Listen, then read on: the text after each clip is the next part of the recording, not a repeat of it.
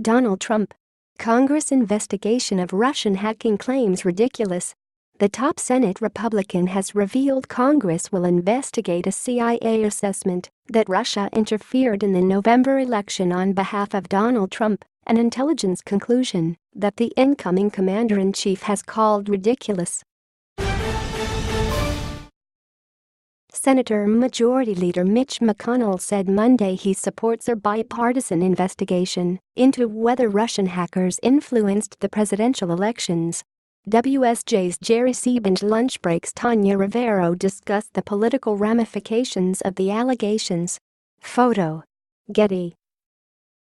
The top Senate Republican has revealed Congress will investigate a CIA assessment that Russia interfered in the November election on behalf of Donald Trump, an intelligence conclusion that the incoming commander-in-chief has called ridiculous. Majority Leader Mitch McConnell said an inquiry would be conducted by the Senate Intelligence Panel. Two key Senate Republicans, John McCain of Arizona and Lindsey Graham of South Carolina, a leading Trump critic, have joined with two Democrats in seeking a bipartisan investigation into the Kremlin's activities during the election. After Mr. McConnell spoke, Republican House Speaker Paul Ryan released a written statement saying a House Intelligence Committee probe of cyber threats by other countries and terrorist groups will continue and has my support. Mr. Ryan said foreign interference in U.S. elections is entirely unacceptable and said Russia under President Vladimir Putin has been an aggressor that consistently undermines American interests. Unlike Mr. Trump, who has expressed admiration for Vladimir Putin, Mr. McConnell said flatly, "The Russians are not our friends. Obviously, any foreign breach of our cybersecurity measures is disturbing, and I strongly condemn any such efforts," Mr. McConnell said.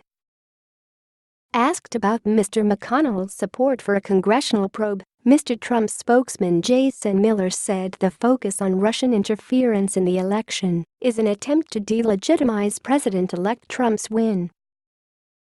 The CIA recently concluded with high confidence that Russia sought to influence the U.S. election on behalf of Mr. Trump. The findings raised red flags among those in Congress concerned about the sanctity of the U.S. voting system and potentially straining relations at the start of Trump's administration.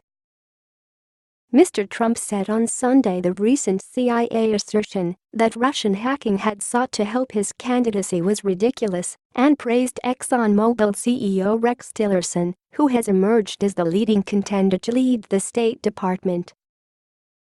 "It's a matter of concern to me that he has such a close personal relationship with Vladimir Putin," Mr. McCain said of Mr. Tillerson. "And obviously they've done enormous deals together." In an interview with CBS Face the Nation, Mr. McCain said, "That would color his approach to Vladimir Putin and the Russian threat." New York Senator Chuck Schumer, the incoming Democratic leader, yesterday welcomed Mr. McConnell's endorsement of an inquiry, which he said must be bipartisan and encompass all of the relevant intelligence. "This issue should not and must not turn into a political football," Mr. Schumer said. Meanwhile, Mr. Trump's transition team announced that his choice to head the Department of Homeland Security is, as expected, General John Kelly. Gen. Kelly is a former commander of U.S. Southern Command with unique insight into some of the challenges the United States faces at its southern border, the announcement said. The transition team also announced that Goldman Sachs executive Gary Cohn would serve as assistant to the president for economic policy and director of the National Economic Council. Mr. Trump also met on Monday with former technology CEO Carly Fiorina, who is seen by some advisors as a candidate for Director of National Intelligence, which oversees 17 intelligence agencies. During his campaign, Mr. Trump weathered turbulent relations with fellow Republicans, but has since forged a more united front with GOP politicians since his November victory over Hillary Clinton. In a wide-ranging interview with Fox News Sunday, Mr. Trump dismissed those concerns as little more than partisan griping.